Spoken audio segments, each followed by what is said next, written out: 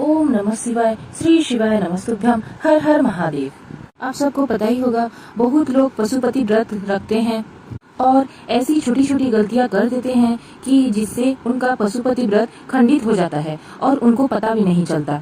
तो ध्यान से सुनिएगा, ये वीडियो को देखने के बाद आपकी और पशुपति व्रत करने में कोई गलतियां नहीं होगी और पशुपति व्रत खंडित नहीं होगा। चलिए शुरू करते हैं। उसके लिए हम लोग को चाहिए एक पूजा की थाली।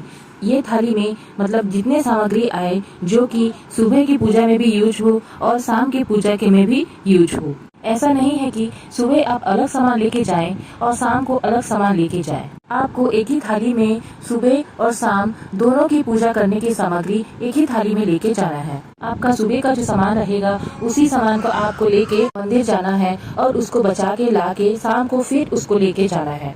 दूसरी बात, जो आप मंदिर जाएंगे उसी मंदिर को आपको 5 सोमवार जाना है। अलग अलग मंदिर बदलना नहीं है। जिस भी मंदिर में आप सुबह पूजा करने जाओगे शाम को भी उसी मंदिर में पूजा करने जाओगे और ऐसी लगातार 5 सोमवार उसी मंदिर में ही पूजा करने जाना है। फिर आती है दीपक की बात। पूजा की थाली में आप 6 दीपक लेके जाएं और मंदिर में ले जाकर 5 दीपक को प्रज्वलित करें और एक को वैसे ही रहने दें जो कि 6वां दीपक है। उसी 6वें दीपक को आप अपने साथ घर लेके आएं और घर प्रवेश करते ही सामने दरवाजे में अपने सीधे हाथ की तरफ पहले वो दीपक को प्रज्वलित कर दें और उसके बाद ही घर में प्रवेश करें। 5वीं बात है प्रसाद, जो कि आप बाहर से ना लाके अपने घर में ही खुद बनाएं और उसको 3 भाग करें और तीनों को मंदिर लेके जाएं। मंदिर में ही 3 हिस्से करना है प्रसाद का और उसके बाद 2 हिस्सा को भगवान के सामने रख कर तीसरा हिस्सा अपने साथ घर लेकर आना है और घर लाकर उसको खुद ही खाना है, ना कि किसी दूसरे को देना है। याद रखिए, घर लाए गए प्रसाद को आप ही खाएं, ना कि किसी और को दें।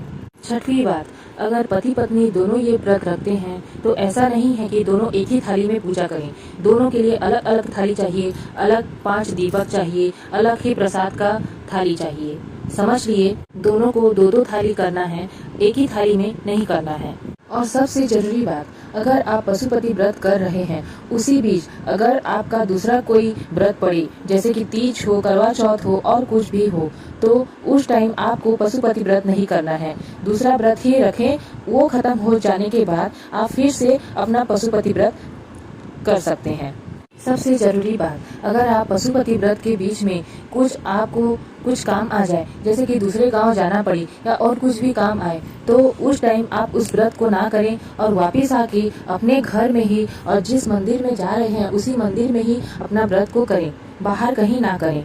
और महिलाओं के लिए बहुत ही जरूरी बात समझना है, जैसे कि आप 5 सोमवार पशुपति व्रत कर रहे हैं, उसी बीच अगर आपका पीरियड आ जाए तो आप व्रत रहें या ना रहें। अगर ऐसे 5 सोमवार के बीच आपका अगर पीरियड आ जाए तो आप व्रत जरूर रखें, लेकिन मंदिर ना जाएं, ना कि और आपको कुछ खाना पीना नहीं है। जैसे आप बाकी 5 व्रत रखते हैं वैसे ही व्रत रखना है, बस मंदिर नहीं जाना है। उसके नेक्स्ट सोमवार को आपको मंदिर जाना है और ये व्रत चालू रखना है।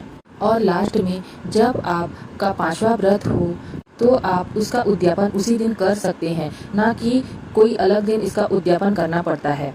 जब आप 5वें सोमवार को मंदिर जाओ तो शाम के समय आप एक श्रीफल, फूल, बेलपत्र और 108 चावल के दाने, ये नहीं है कि खाली चावल के दाने, आपके पास 108 जो भी सामग्री हो उसे लेके जाएं और व्रत का उद्यापन करें।